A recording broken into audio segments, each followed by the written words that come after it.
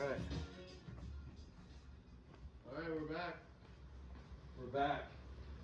So yeah, I was thinking on my way here, I think I met you through Dale Alexander Back in like middle school. So Yeah. I'm a year ahead of you. right. So like when I was in the 8th grade, you were in the 7th grade, and we all didn't really hang out that much, just passing No, by, different. surfing, skating, Yeah. and all that stuff. And then so yeah, that's you guys just had you're having your 30-year 30's reunion coming up, yeah. this year. This Because year. you're the 90. I just had mine last year, but I never went to any of them. Crazy. Yeah, I didn't go to any. I was gonna do a drive-by, but that was it. Yep, no. I had fun. I had fun at the 20th. I have to say. I went there. Really good I time. went to your 20th because Yeah. remember we It had was a good time, sushi. dude. That's right. That sushi place that was That's right right. there in the corner. Yeah, that's cool. But, you know, we'll see. 30-year reunion. That's the only one I went to. Is yours. That's because we, That's we all were right. the best class. That's how it is. It's I all hard. honestly, one of the reasons why I went to that one because I failed a bunch of classes, so a lot of my classes were with Rachel Royce Right. and a bunch of Yeah, your crew. yeah. So I managed to squeak out with my class, but like your senior year, you're supposed to have half a day. Well, I had a full day. I was the only one I think that had a full day because I had to make those credits up. That's all right. It worked out. I walked in my bottom 10% though, man. The bottom 10%. You walk though, that's the key.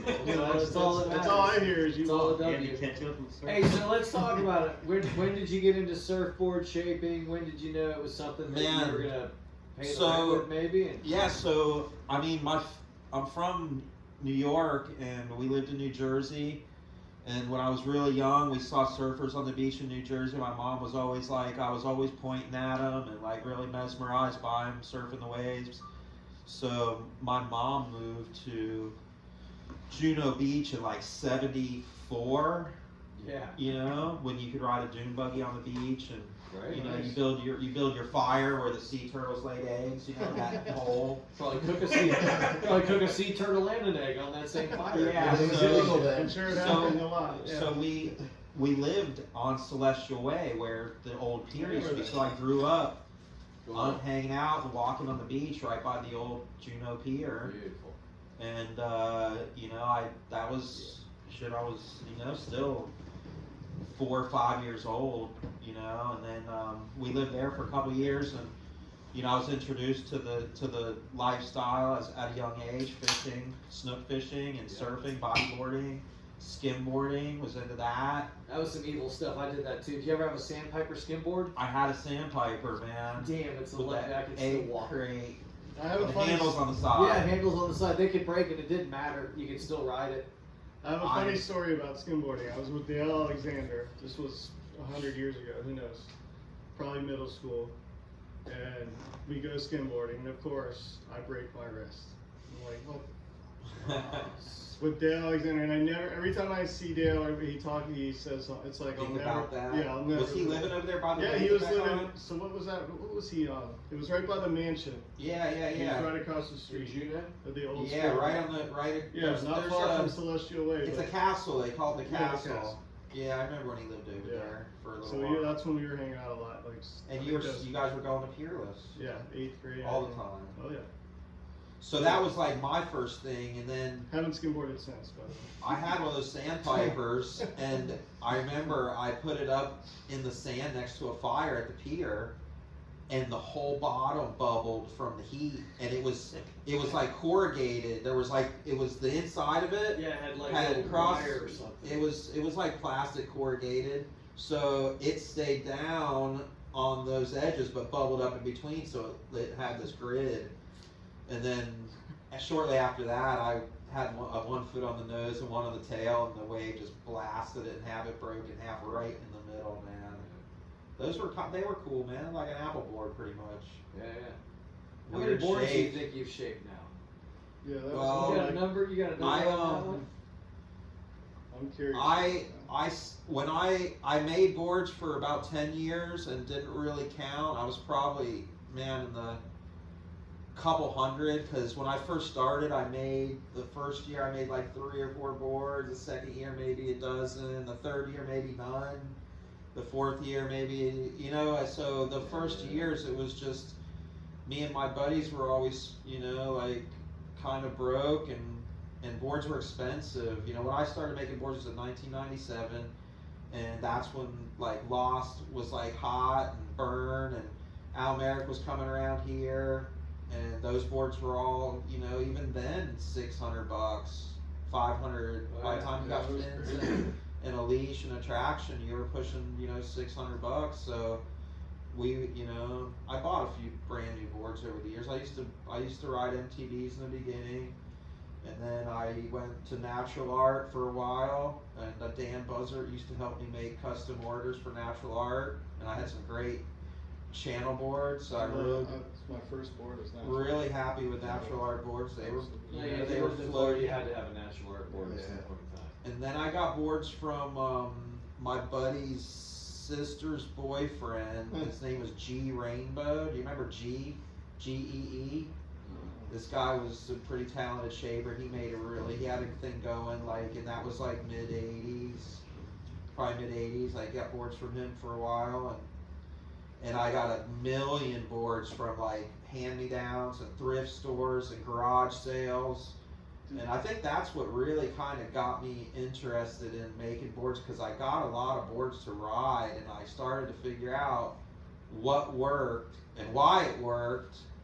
Yeah. And you know what I mean? Like, I'm looking at the board going, man, this thing could work. And I go surf and be like, oh man, this thing doesn't work very good. And then I grab another board and be like, man, this thing looks like it sucks. I'll be like, man, that thing worked really good. That was a nice board.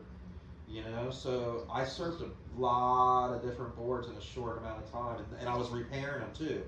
So now I'm working. Ever have a Skull Frog from back then? Yeah, I did. That's when I finally fed up with the I gave Skull Frog one of mine. Him and Rumner were in the same. Yeah, Rumner was making assaults over there. Yeah. Assaults. They introduced me to Slayer. Yeah, those guys were over there headbanging. They'd sit in there and inhale a bunch of resin and listen to Slayer.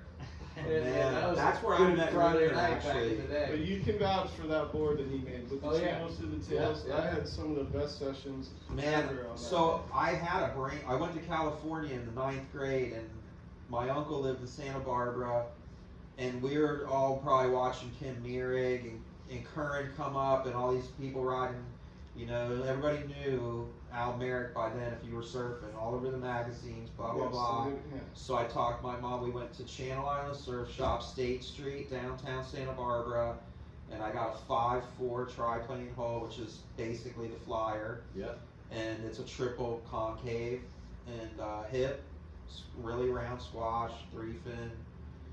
And man, I brought that board back to Florida, and I went from Natural Art to that Channel Islands, and I upped my game big time. I surfed way better, caught more waves, blah blah blah. So I gave Froggy when that Al Merrick died, I gave it to Froggy and I said, make me one of these, and he made a template. He did his rendition of the board, and it came out sick, and I still have half of it. I see him in Publix every now and then. You see him all? I see him all the time, dude. He comes by my shop. He gets old boards from me. Makes these cool benches, man. Okay. He likes newer boards for the benches because it's a high-end surfboard bench. Okay. But he's making these really rad benches, man. Nice. I haven't seen him in forever. I just had his 60th in Publix every now and then. He just had his 60th birthday. Yeah. Wow. I went to his shop. He didn't want anybody over there. Paige Parker called me, and she goes, I'm throwing a party for Froggy. Nice. Skull Frog, and he doesn't want it, but I'm coming over there with a table and some food, and I'm showing up, and I asked him if I can invite anybody, and he said that if you invite anybody, I only want a couple people. And she goes, can I invite Brett? And he said, yeah, invite Brett. So I was one of the few people that got invited. And I went and hung out with him, because I used to spend a lot of time over there. I helped him with a bunch of projects over the years, metal polishing. I did some stuff for him, and you know, he was really cool. Yeah, about they're sharing creative some. dudes, man. They were doing all kinds. What's he do? What's his deal? He's a pool plasterer by trade. Okay. And he doesn't do much of it anymore, but he's still doing it, and he's taking care. I think if his mom hasn't passed away yet, she's got to be getting close, and he's been taking care of her for many years, right over there by Watkins. Okay, cool. So he's been just going back and forth from Watkins to Killian, North Killian, South Killian, He moved to warehouses at one point. He was in the middle one, and he moved to the east side one. Okay, but he's still in the same general area. Yeah, he's in the east, the very east warehouse versus the center. Because Okay. there's Does he like surf at two all? buildings. No, he doesn't surf, man. Okay. He's funny about that. He's got a surfboard with a foil on it, and he goes foiling, and he pops that thing out of the water, man. He's got videos of him Cool. airing it, dude. Good for him. And on his 60th birthday, he had a quarter pipe set up